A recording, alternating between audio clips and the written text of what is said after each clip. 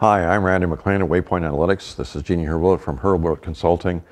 Jeannie and I have been working with quite a number of accounts across the years, and she's been recently doing a lot of work in Waypoint client accounts, helping them set up that all-important concierge customer service capability, a place where, or a function of some people that can deliver high-level service to your high-level accounts, and make them feel special, make sure they're getting the kind of service that they need and want and deserve, so that they're your accounts forever. So, Jeannie, when we're talking about the concierge level customer service, we're talking about something that only goes to your A platinum accounts. That's right. Because nobody else is providing the funding that makes that possible. People often ask, okay, well, how do I get started on this? What is it what's the end state of this? What am I going to have if I put this together, and how do I go about doing it? Now, I know it's a big topic, so maybe we can just keep it general enough that we can fit it into a short period. Well, the idea is that you've got at least 2 dedicated concierge customer service representatives. So when that high-level, high-efficiency or high-leverage account calls in, they're going to get to somebody immediately. They're not going to get the runaround. They're going to know that the person on the other end of the phone is going to take ownership of their problem. They're going to solve them for it. They may not be able to solve it immediately, but they need to keep them apprised of every step of the process as they move through. Okay, so the first thing is you want at least 2 people. So if somebody's busy taking care of someone else, there's somebody else that can take their call right away. That's right. Second thing is they're probably not going to go through the auto attendant, press 1 for this, press 9 for that. They're not.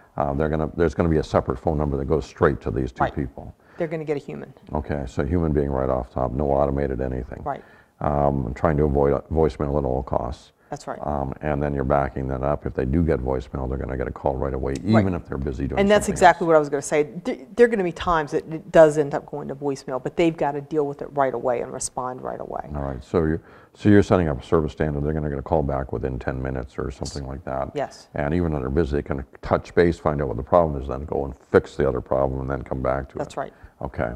And then, I would suspect that not every person that might be available would be well suited to this job. I can think of a few people I don't think I would want to have. I'd be terrible. Yeah. Because first of all, they have to be patient. Yeah. They have to be other-oriented. Basically what has to happen is you have to have backstage systems that make those front stage interactions seamless and positive. So what does that mean? So that means you have to have good job descriptions. Everybody has to know what's expected of them, what their orientation needs to be, and you have to have the right people in the positions. You know, one of the things that we suggest that clients do is to administer a test called a Kolbe, K-O-L-B-E. It was developed by a psychologist named Kathy Kolbe, and it tests people for how they naturally take action. So are you a quick start, are you an implementer, are you a fact finder, or are you a follow through? So on those 4 dimensions, it's going to tell us how strong they are on those 4 dimensions. And there's specific types of scores on that thing that we're going to be looking for. We obviously want people who are strong on follow through. Right. We want strong fact finders because they've got to be able to understand at a deep level what the problem is so that they can dig in and solve it. Right. So it may be people you promote internally, it may be people you bring in from outside, but the first step is really to get the system in place that says this is what the system needs to be, this is what the roles and responsibilities of the people in those positions need to be. Then we have to figure out how we get the right people into those seats. Okay. All right, so I had heard a phrase I used, which I thought was excellent because it communicated so effectively, and that was talking about somebody with a servant's heart. Yes. You know, somebody that basically is born to serve, loves to please other people, is trying to make sure that they do something for them, can't do enough to please you. And I would expect that the Kolbe test would reveal that.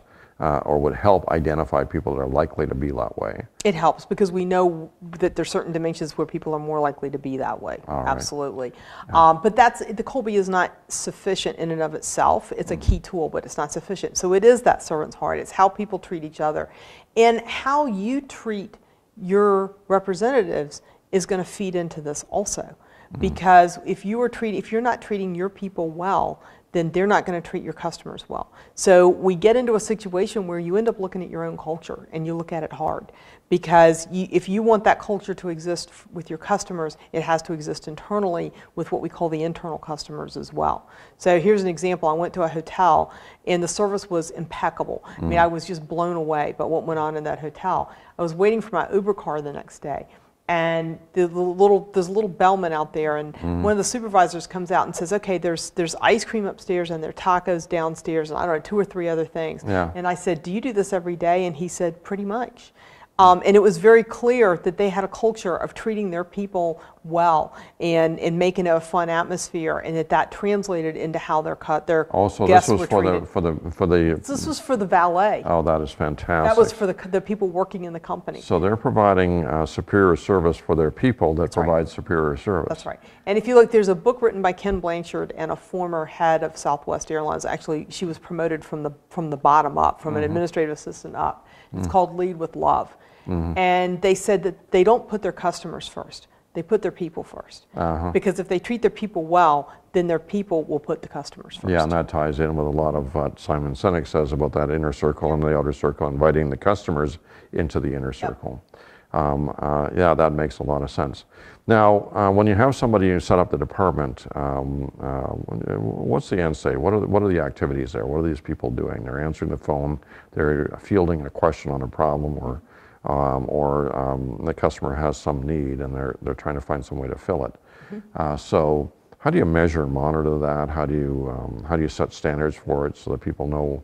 Well, you're going to measure and monitor in 2 ways. Number one, you're going to have a way for those customer service personnel to record interactions. What was the nature of the problem? And you want to make sure that they spec it out very clearly, because if they don't, if it's clear that they didn't understand the problem, they're not doing a good enough job of a Q&A with the customer to make sure they get all the details, right? Because that's a big part of their job, is to make sure, okay, I need this. Well, so you need to ask the right questions and have the right kind of interaction to understand exactly what the problem is and exactly what the expected outcome is. Now, you may not be able to deliver that expected outcome, but you've got to understand it. We want to see documentation that they really did understand at a deep level what the problem they needed to solve was. Yeah, I was reading last night about an example of that kind of thing. Some guy's lost his freight car, and this customer's product is in Timbuktu, who knows where it is.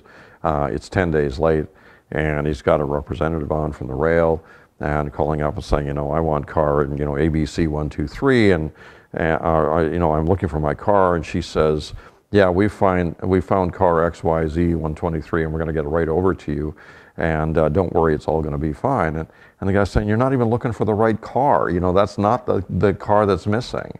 Right. And so what's happened is a service failure there, because after there's a failure on top of a failure because the people aren't good listeners. That's right. And they're solving the wrong problem. And being a good listener is critical, and being an active listener is critical, because you're not just listening to what the customer's saying to you, you're going to reflect it back to the customer and ask the right questions to make sure that you got it. You understand exactly what the problem is and how it needs to be solved. Well, isn't that great? Because that's a great part of the confirmation stage of selling.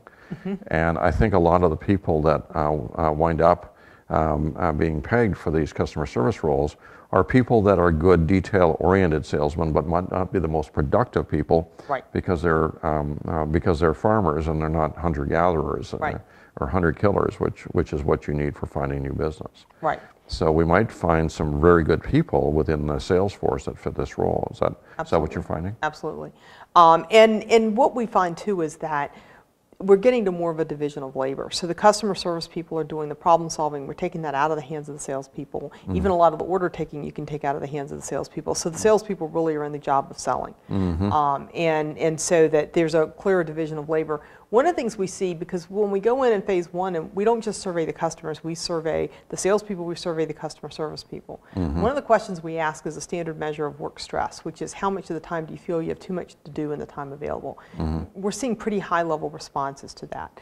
Now, we're also hearing the company go, I don't get that, they don't have that much to do.